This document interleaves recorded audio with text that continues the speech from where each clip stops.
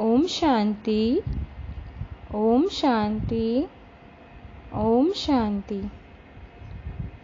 आज है 2 अक्टूबर 2020। शिव बाबा की साकार मुरली। आज बाबा क्या कहते हैं? बाबा कहते हैं, मीठे बच्चे, यह पुरुषोत्तम संगम योग कल्याणकारी युग है। इसमें ही परिवर्तन होता है। तुम कनिष्ठ से उत्तम पुरुष बनते हो। प्रश्न: इस ज्ञान मार्ग में कौन सी बातें सोचने व बोलने से कभी भी उन्नति नहीं होगी? उत्तर: ड्रामा में होगा तो पुरुषार्थ कर लेंगे, ड्रामा कराएगा तो कर लेंगे। यह सोचने व बोलने वालों की उन्नति कभी नहीं हो सकती। यह कहना ही रॉन्ग है। तुम जानते हो, अभी जो हम पुरुषार्थ कर रहे हैं, यह भी ड्रामा में नूंद है। पुरुषार्थ करना ही है। बाबा कहते हैं, गीत है, यह कहानी है दीवे और तूफान की। ओम शांति। यह है कलयुगी मनुष्यों के गीत, परंतु इनका अर्थ वह नहीं जानते। यह तुम जानते हो। तुम हो अभी पुरुषोत्तम संगम योगी। संगम युग के साथ पुरुषोत्तम भी लिखना चाहिए। बच्चों को ज्ञान के पॉइंट्स याद न होने के कारण फिर ऐसे ऐसे अक्षर लिखने भूल जाते हैं। यह है मुख्य। इनका अर्थ भी तुम ही समझ सकते हो। पुरुषोत्तम मास भी होता है। यह फिर है पुरुषोत्तम संगम युग। यह संगम का भी एक त्योहार है। यह त्योहार सबसे उच्च है। तुम जानते हो, अभी हम पुरुषोत्तम बन रहे हैं। उत्तम ते उत्तम पुरुष, उच्च ते उच्च साहूकार से साहूकार नंबर 1 कहेंगे लक्ष्मी नारायण को। शास्त्रों में दिखाते हैं, बड़ी प्रलय हुई, फिर नंबर 1 श्री कृष्ण पीपल के पत्ते पर सागर में आया। अभी तुम क्या कहेंगे? नंबर 1 यह श्री कृष्ण, जिसको ही श्याम सुंदर कहते हैं, दिखाते हैं अंगूठा चूसता हुआ आया। बच्चा तो गर्भ में ही रहता है, तो पहले पहले ज्ञान सागर से निकला हुआ उत्तम ते उत्तम पुरुष श्री कृष्ण है। ज्ञान सागर से स्वर्ग की स्थापना होती है। उनमें नंबर 1 पुरुषोत्तम यह श्री कृष्ण है। यह है ज्ञान का सागर, पानी का नहीं। प्रलय भी होती नहीं। कई बच्चे नए नए आते हैं तो बाप को फिर पुरानी पॉइंट्स रिपीट करनी पड़ती हैं। सतयुग, त्रेता, द्वापर, कलयुग, यह 4 युग तो है। 5वां फिर है पुरुषोत्तम संगम युग। इस युग में मनुष्य चेंज होते हैं, कनिष्ठ से उत्तम बनते हैं। जैसे शिव बाबा को भी पुरुषोत्तम व सर्वोत्तम कहते हैं ना, वह है ही परम आत्मा, परमात्मा। फिर पुरुषों में उत्तम है, यह लक्ष्मी नारायण। इन्हों को ऐसा किसने बनाया? यह तुम बच्चे जानते हो। बच्चों को भी समझ में आया है। इस समय हम पुरुषार्थ करते हैं ऐसा बनने के लिए। पुरुषार्थ कोई बड़ा नहीं है, मोस्ट सिंपल है। सीखने वाली भी हैं अबलाएं कुब्जाएं, जो कुछ भी पढ़ी लिखी नहीं है। उन्हों के लिए कितना सहज समझाया जाता है। देखो, अहमदाबाद में एक साधु था, कहता था हम कुछ खाते पीते नहीं हैं। अच्छा, कोई सारी उम्र खाता पीता नहीं, फिर क्या? प्राप्ति तो कुछ नहीं है ना। झाड़ को भी खाना तो पड़ता है ना। खाद पानी आदि नेचुरल उनको मिलता है, जिससे झाड़ वृद्धि को पाता है। उसने भी कोई रिद्धि सिद्धि पाई होगी।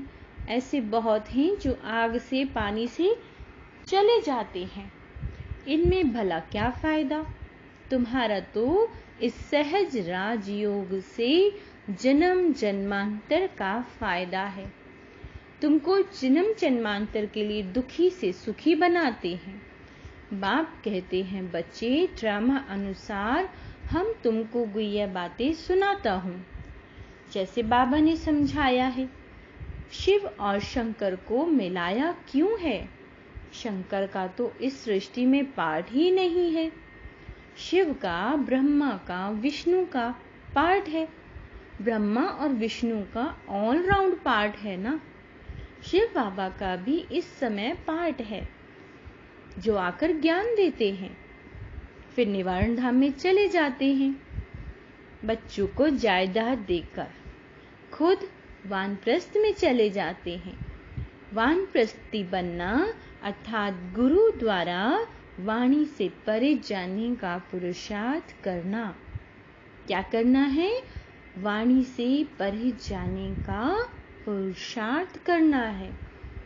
परंतु वापसी तो कोई जा नहीं सकती, क्योंकि विकारी भ्रष्टाचारी हैं। विकार से जन्म तो सबका होता है। यह लक्ष्मी नारायण निर्विकारी हैं। उन्हों का विकार से जन्म नहीं होता है, इसलिए श्रेष्ठाचारी कहलाते हैं। कुमारियां भी निर्विकारी हैं, इसलिए उनके आगे माथा टेकते हैं। तो बाबा ने समझाया कि यहाँ शंकर का कोई पार्ट नहीं है। बाकी प्रजापिता ब्रह्मा तो जरूर प्रजा का पिता हुआ ना। शिव बाबा को तो आत्माओं का पिता कहेंगे। वह है अविनाशी पिता। यह गुह्य बातें अच्छी रीति धारण करनी है। जो बड़े बड़े फिलोसफर होते हैं, उनको बहुत टाइटल मिलते हैं। श्री श्री 108 का टाइटल भी विद्वानों को मिलते हैं। बनारस के कॉलेज के पास कर टाइटल ले जाते हैं। बाबा ने गुप्ता जी को इसीलिए बनारस भेजा था कि उन्हों को जाकर समझाओ कि बाप का भी टाइटल अपने ऊपर रख बैठे हो। बाप को श्री श्री 108 जगत गुरु कहा जाता है।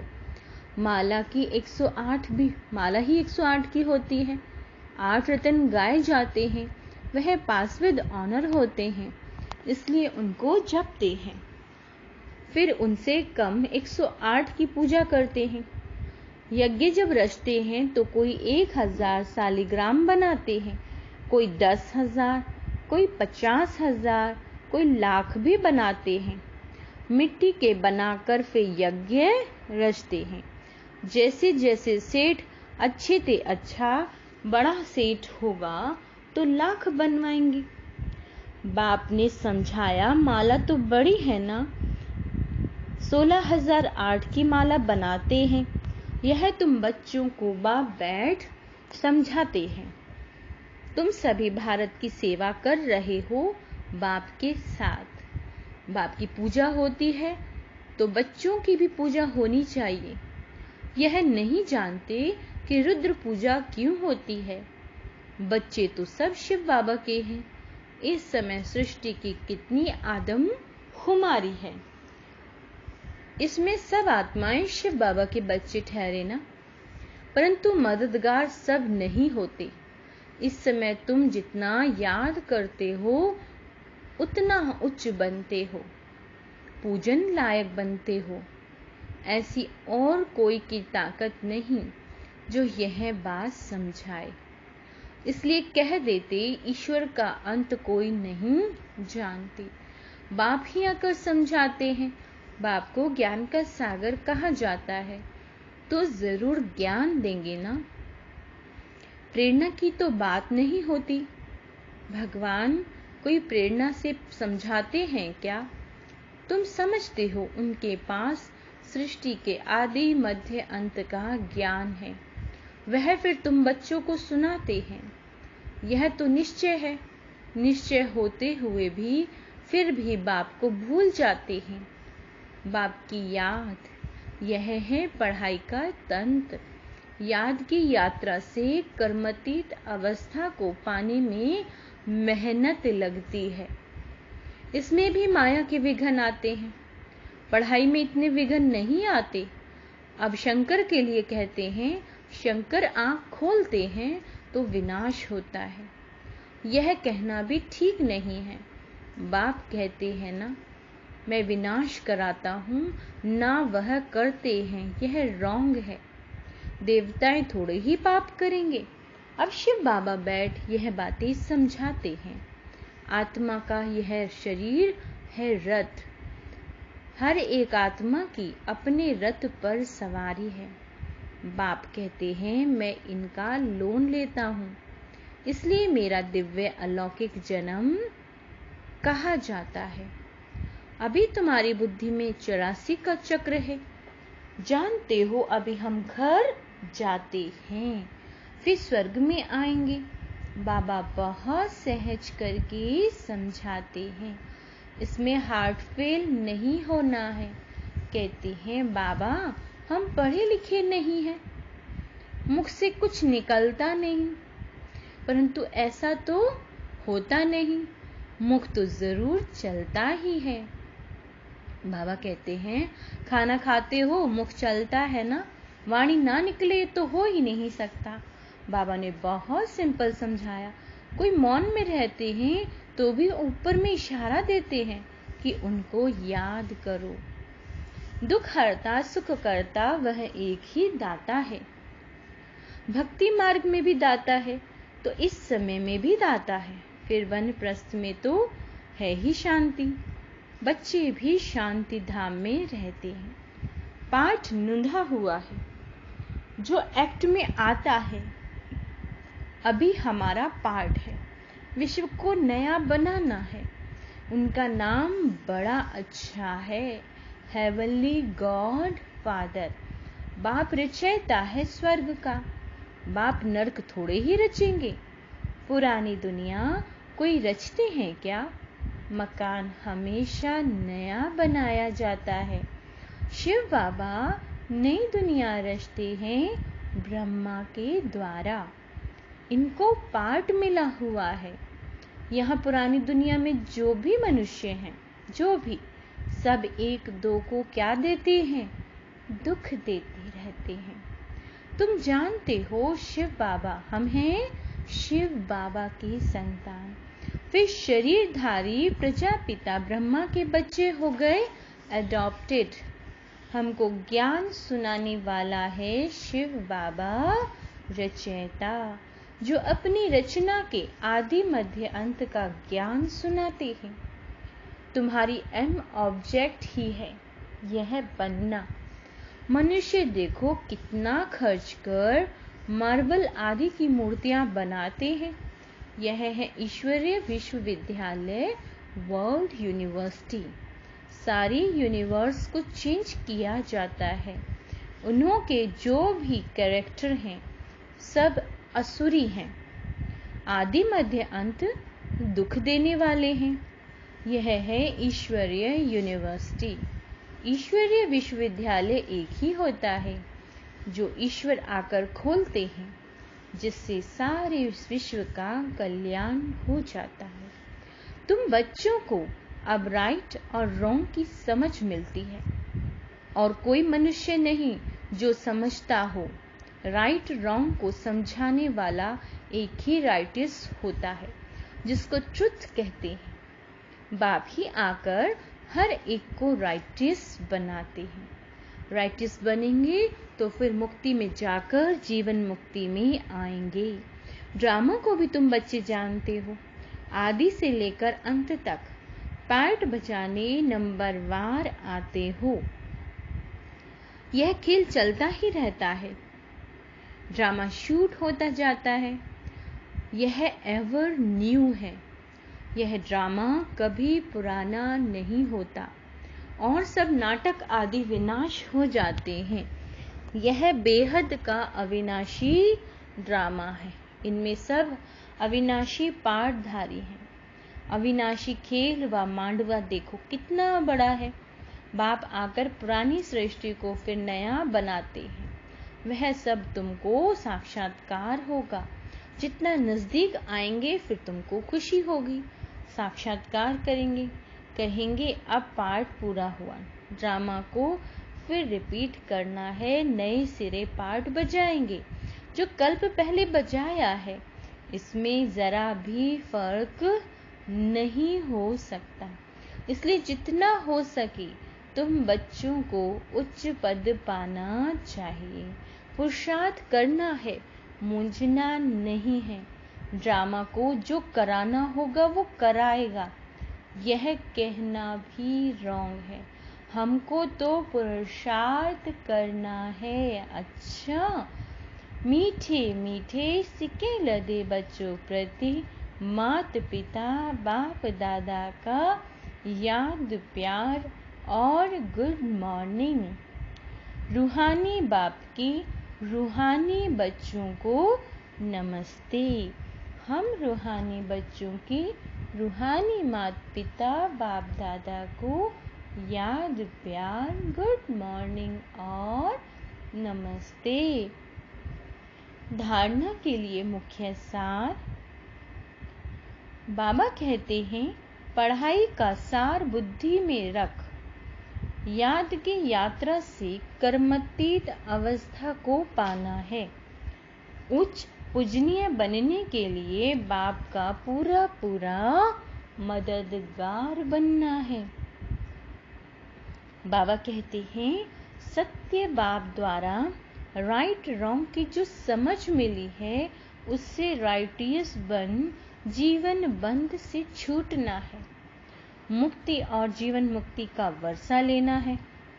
वरदान।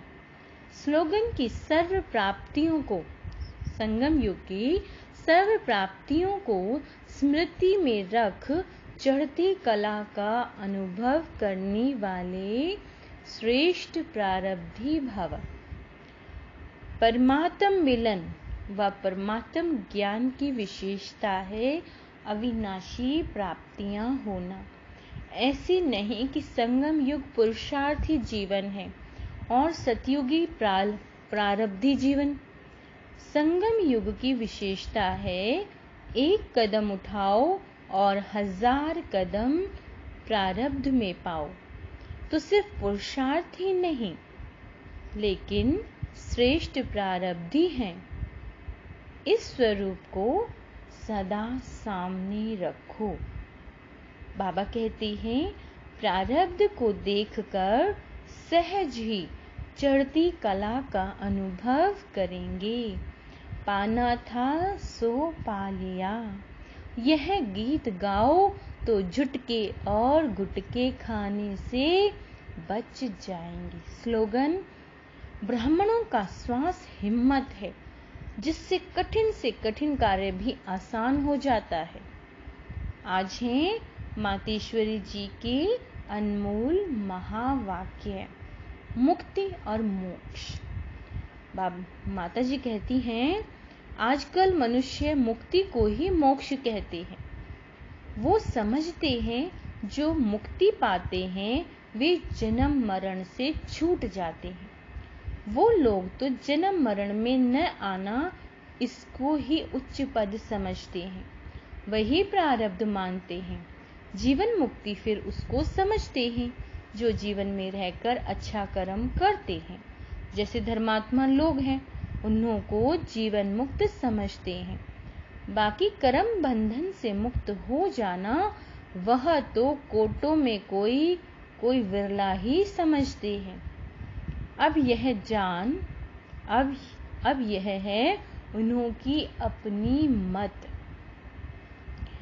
लेकिन हम तो परमात्मा द्वारा जान चुके हैं कि जब तक मनुष्य पहले विकारी कर्म बंधन से मुक्त नहीं हुआ तब तक आदि मध्य अंत दुख से छूट नहीं सकेंगे। तो इससे छूटना यह भी एक स्टेज है। तो भी पहले जब ईश्वरीय नॉलेज को धारण करें तभी उस स्टेज पर पहुंच सकें। और उस स्टेज पर पहुंचने वाला स्वयं परमात्मा चाहिए, क्योंकि मुक्ति जीवन मुक्ति देते वह हैं। वो भी एक ही समय आए सबको मुक्ति और जीवन मुक्ति देता है। बाकी परमात्मा कोई अनेक बार नहीं आते।